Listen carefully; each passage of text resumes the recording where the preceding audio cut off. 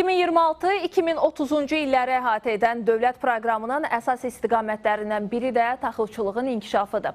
Dəmiyə əkinlər həyata keçirilən rayonlarda məhsuldarlığın 30 sentnerə çatdırılması hədəflənir. Belə rayonlardan biri olan Lerikdə bu il 3359 hektarda taxıl yetişdirilib. Hazırda biçin davam etdirilir, biçin prosesinə ixtisaslaşmış dağ kombaynları da cəlb olunub. Bəs bu ilki məhsuldarlıq necədir? Fermerlərin hansı çətinlikləri var? Əməkdaşlarımız Dağlar diyarında çəkiliş edib. Sujetimizi izləyək. Arxamızda görünən bu qızılı zəmilər düzənlikdə yox, təxminən dəniz səviyyəsindən 1000 metr yüksəklikdə, yəni Lerik dağlarının ətəyindədir və bu yerlərin özəlliyi ondadır ki, burada torpaqlar suvarılmır, yəni bu əkinlər suvarılmır, dəmiyədir. Lerikin dağlıq relyefi və bol yağıntılı iqlimi bu torpaqlarda taxıl və quraqlığa davamlı yem bitkilərinin yetişdirilməsinə geniş imkan yaradır. Bu ildə taxılçıların alın təri zəmilərdə bol məhsula çevrilib.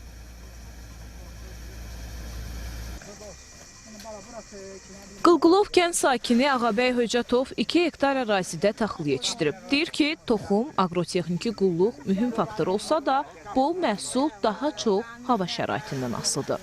Quraq keçən illərdə məhsuldarlıq aşağı düşür.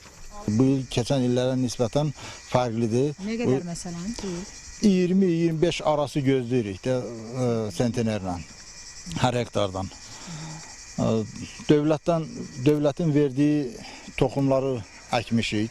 Həm texniki buğda, mal heyvan üçün, həm də ki, unluq. Texnika çətinliyimiz yoxdur. Biri tez yetişən buğda əkibsə, deyirsə ki, gec oldu, tökülür buğda. Amma bizdəki o qaraqılçıq sortu olduğu üçün biraz gec yetişir. Amma yaxşı vaxtında gəliblər. Biçimin optimal müddətdə etkisiz aparılması üçün sahələrə 15 kombayn cəlb olunub. Bunun da 4-ü əsasən dağlıq ərazilərə təhkim edilən müasir dağ kombaynlardır. Bizim də vəzifəmiz fermerlərə xidmət eləməkdir. Sağ olsunlar, prezident belə kombaynlar verib bizə. Dağlıqda da, hər yerdə biz işləyə bilirik. Elə yer var ki, məsələn, bunu 1 saata bişiririk. Elə yer var ki, 20 dəqiqəyə bişiririk. Bəzən fermerlər deyir ki, bizdə biraz gecikmədir, gec gəldi, kombayn azdır. Yəni, necə tənzimləyirsiniz? Bunu da elə tənzimləyirik ki, bu dönə 2 kombayn, o dönə 3 kombayn bölürük.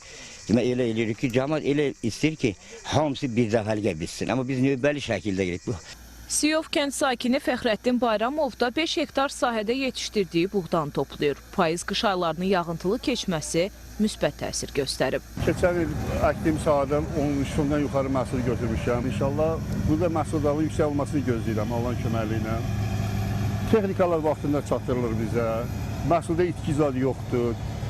Qəbul olunmuş dövlət proqramına arxayınıq ki, bundan sonra da daha yaxşı məhsuldarlıq əldə edərək, əkin sahalarımızı genişləndirərək.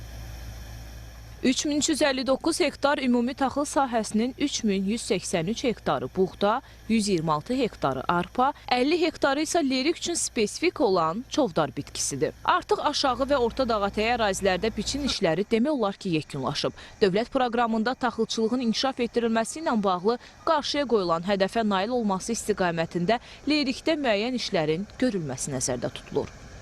Fermerlər tərəfindən taxıl sahələrinin artırılması, məhsuldar sortların əkininə üstünlük verilməsi ilə məhsul istehsalının artırılmasına nail ola bilərik. Eləcə də bu ərazilərdə bitkiçilik sahələrində Aqrar Subsidiya Şurasının qərarlarının qəbul olunması gözlənilir. Hansı formada, hansı sahələrə diferensial şəkildə Subsidiya Şurasının qərarlarının qəbul olunması, torpaqların konsolidasiyası və digər məsələlər də gözlənilir.